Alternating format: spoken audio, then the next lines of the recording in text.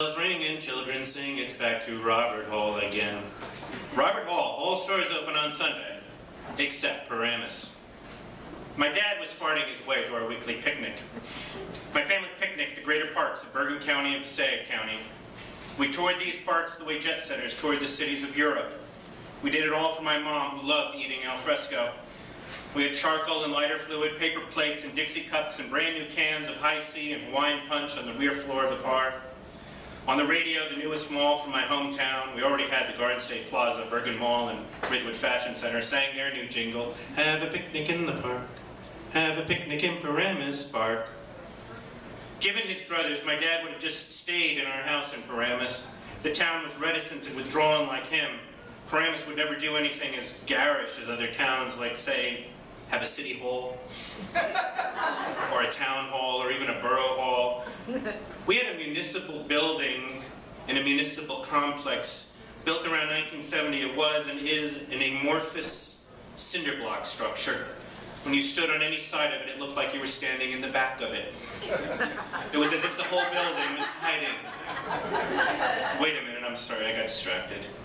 We were in the car, right? Going up Route 208. "Just a little Fartalina," my dad said as we passed Fairlawn. What a grin that man could have when something amused him. I mean, Jack Benny, the Smothers Brothers, and farts were the absolute troika of comedic entertainment to this man. He opened a little triangle window on his door to try and clear out some of the smell. Many years ago, he had named this window the Spritzer Extractor. Yes, like that old urban legend that the Inuit tribe had 400 words for snow, my dad had 30 words for fart. While most of these are lost to the ages, I do also remember from under cheese, which came from under you. Was heard from the front seat. "Just a little Fartalina," my dad announced as we turned into Wyckoff. Remember, we were on our way to eat. Again, my mom hit the radio dial like the AM static might cleanse the air. "At the Gap now, fall into the Gap. We got 4 tons of Levi's waiting for you." The Gap, all stores open on Sunday, except Paramus. "Just a little Fartalina," my dad said, switching the radio off. So why did this band fart so much? One Saturday, I set out to observe, to try and figure out what could be done to end this scourge on our existence. He began, like every morning, mixing Savarin and Sanka in his stovetop percolator. He drank a cup and put the rest in the refrigerator in an empty soda bottle for later. He cooked himself a bowl of Wheatina, a hot cereal that smelled not unlike wet rags. He chewed this mush, even though there wasn't anything in it that actually required chewing. Then he made orange juice from frozen concentrate, putting it in another empty soda bottle. After that, he mowed the lawn, while I sat on the red couch we kept on our porch, smelling the greatest cliche of all cliches, the fresh-cut grass. Every once in a while, a fart escaped my dad, loud enough to be heard above the mower. The sounds of Toros, Briggs and Strattons, and lawn boys reverberated up and down Paramus as half a dozen other dads mowed their lawns too, but my dad was unique in his special lawn mowing outfit. Old Oxford lace-up shoes, black socks, Bermuda shorts, and nothing else. He was topless. His only concession to fashion was that his socks matched. His pet peeve was getting a single sock returned to him in his drawer when he had put 2 matching socks in the hamper. This was an unforgivable sin. He'd squat in front of the dryer, turning the drum with his hand, searching for the lost sock, believing that somehow if he turned the drum slowly enough, his missing sock would magically reappear and tumble from the flaps attached. Clunk, clunk, clunk, down the hall he charged, screaming, "Mary, where's my black sock?" Finally, when he just couldn't stand the sock loss anymore, he announced that my mom was not allowed to ever do the laundry again. Anyway, I got sidetracked. I'm sorry. I was telling you about a picnic, and now our car was so filled with stink that none of us knew if we would live to reach the actual picnic grounds. We were on Route 208. My mom turned up the radio to drown out my dad's flatulence. "Crazy, eh? He's crazy. All stores open on Sunday, except Paramus." "Just a little Fartalina," my dad explained as he turned towards Franklin Lakes.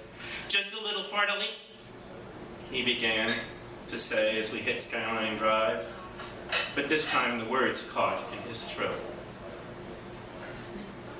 With sheer horror and dread, he stammered, "Oh shit, I did a wet one." And in that moment, that one moment of time, for the first time that I can remember in my life, the Freerichs family came together as a single entity,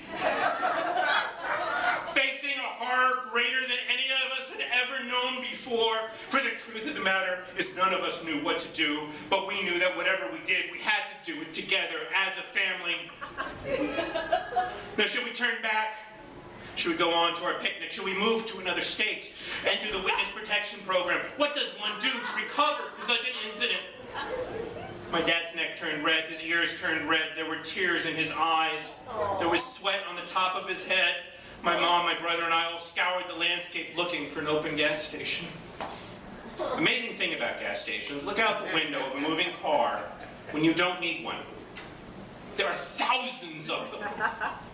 Now look out the window of a moving car when you do need one. There are none. Why is that?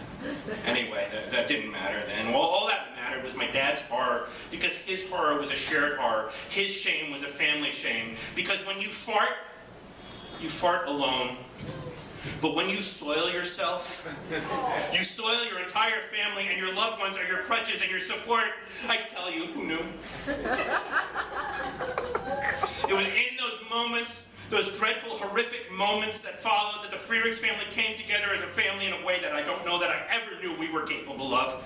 We were united like a pack of wolves with a single goal: to restore our alpha male to his full human dignity again, and to do so as quickly and quietly as humanly possible. We forgave him his tasteless songs, his wheat tina, his topless lawn mowing, his sock tirades, his everlasting farting. None of that mattered anymore. All that mattered was steering this man, this leader of our family, back to his greatness, back to his unsoiled pulpit of supremacy. And so we all scoured the landscape until together we saw a Sunoco and pointed out screaming, there's a gas station, there it is. Hurry, hurry, quick, you can make it, you can go, go, go, go, go.